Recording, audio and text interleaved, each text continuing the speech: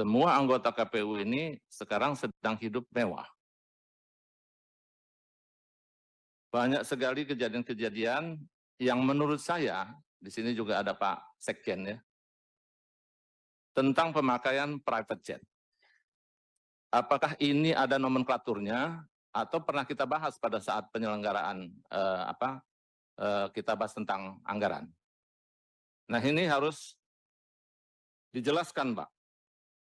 Belum lagi terhadap tender-tender logistik yang semuanya tertutup.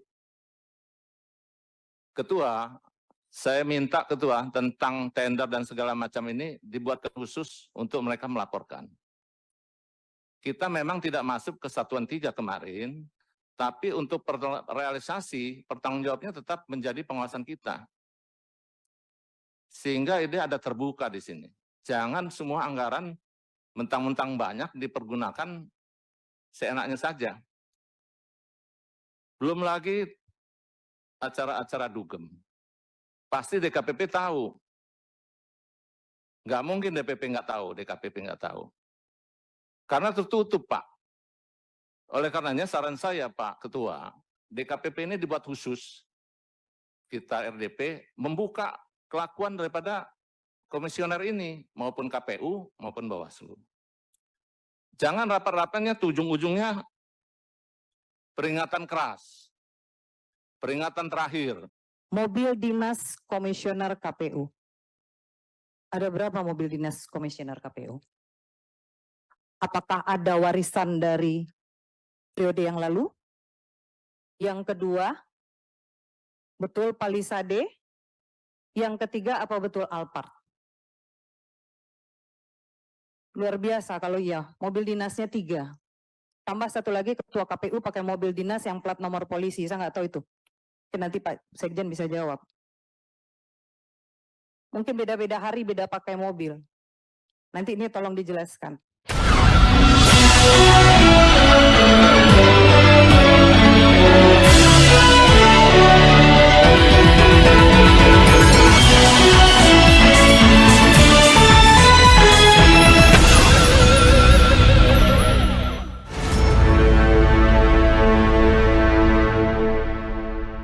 Assalamualaikum warahmatullahi wabarakatuh. Apa kabar? Kembali berjumpa dengan saya Hersuno Arif dari Forum News Network.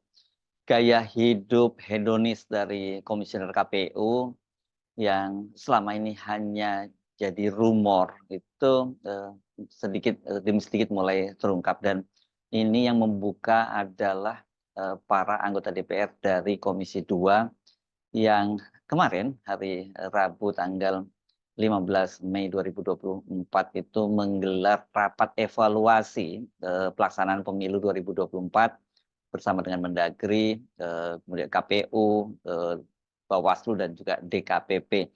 2 orang anggota DPR RI dari Komisi 2, yakni Riswantoni dari Golkar, itu mengungkap adanya dugaan bahwa gaya hidupnya para anggota KPU ini seperti Don Juan gitu, naik pesawat private jet dan kemudian dugem dan juga main perempuan, sementara anggota fraksi Demokrat yakni Reska Oktoberia itu menyoroti juga dengan mobil dinas dari komisioner KPU pusat yang terdiri dari beberapa mobil mewah begitu ya. Belum lagi soal fasilitas akomodasinya, mereka sudah punya rumah dinas, tapi kemudian juga mereka itu ternyata banyak yang malah menempati apartemen. Jadi ini yang kemarin menjadi sorotan dari para anggota Komisi 2 DPR RI. Nah, coba kita simak ya bagaimana pernyataan dari anggota fraksi Partai Golkar Riswantoni ini, yang dia menyoroti soal gaya hidup dari komisioner KPU. Ini tentang attitude Pak, ya. Apa yang kita informasikan, yang kita dapat, semua anggota KPU ini sekarang sedang hidup mewah. Banyak sekali kejadian-kejadian yang menurut saya, di sini juga ada Pak Sekjen ya, tentang pemakaian private jet. Apakah ini ada nomenklaturnya atau pernah kita bahas pada saat penyelenggaraan kita bahas tentang anggaran. Nah ini harus dijelaskan Pak.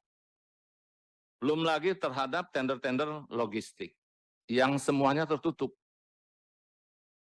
Ketua, saya minta Ketua tentang tender dan segala macam ini dibuat khusus untuk mereka melaporkan. Kita memang tidak masuk ke Satuan 3 kemarin, tapi untuk realisasi pertanggungjawabnya tetap menjadi pengawasan kita. Sehingga ini ada terbuka di sini. Jangan semua anggaran mentang-mentang banyak dipergunakan seenaknya saja. Belum lagi acara-acara dugem. Pasti DKPP tahu. Nggak mungkin DPP nggak tahu, DKPP nggak tahu. Karena tertutup, Pak. Oleh karenanya saran saya, Pak Ketua, DKPP ini dibuat khusus. Kita RDP membuka kelakuan daripada komisioner ini, maupun KPU, maupun Bawaslu. Jangan rapat-rapatnya ujung-ujungnya peringatan keras, peringatan terakhir. Tapi terakhir nggak terakhir-terakhir gitu.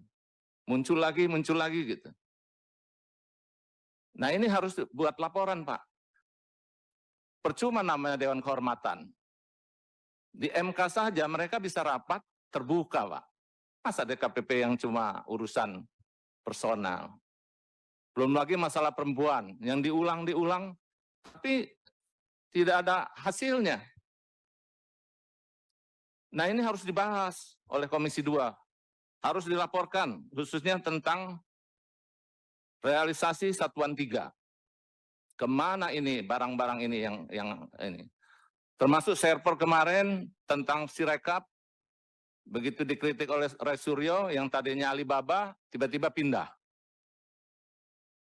Nah ini juga harus dilaporkan ini Ketua KPU ke kita secara teknis. Kalau mau tertutup, silakan kita bisa tertutup. Ya.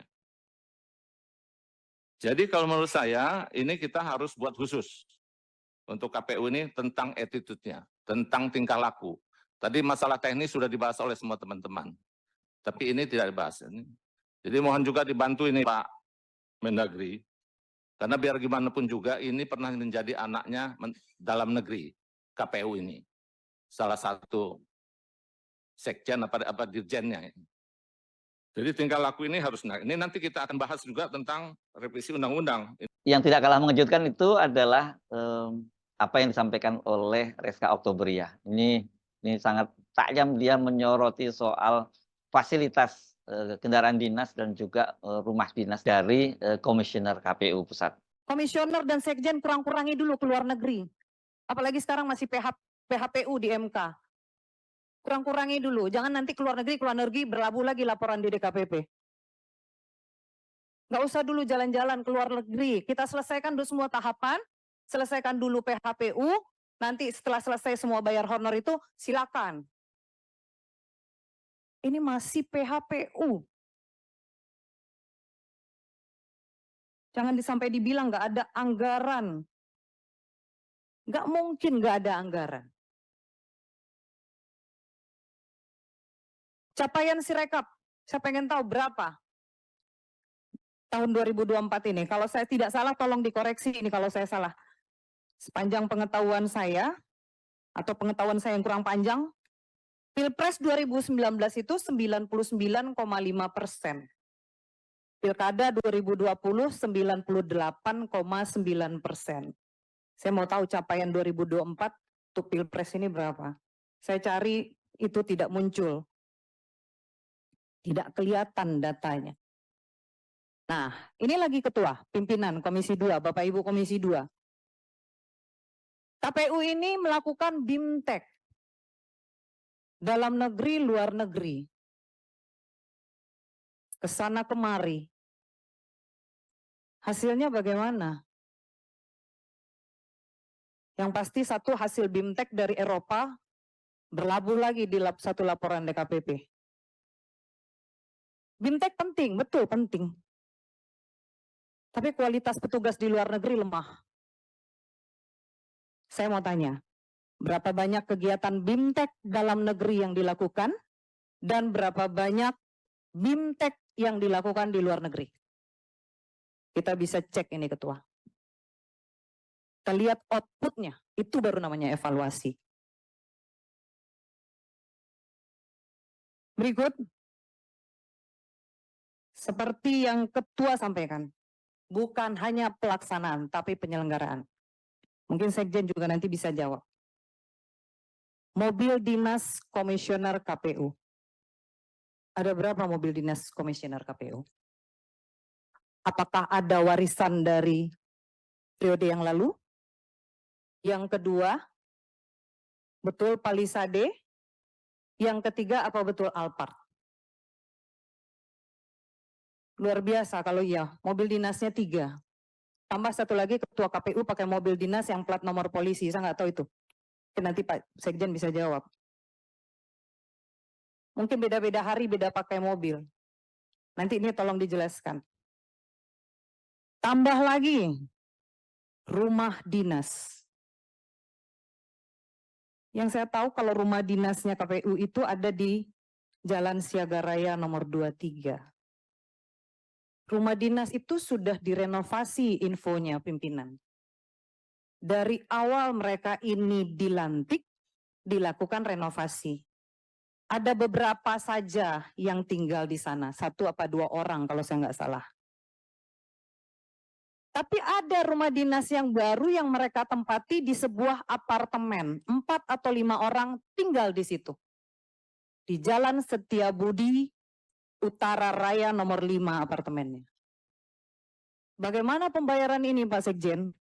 Rumah dinas ada, apartemen ada, yang bayar siapa dan pakai apa? Rumah dinas direnovasi buat apa?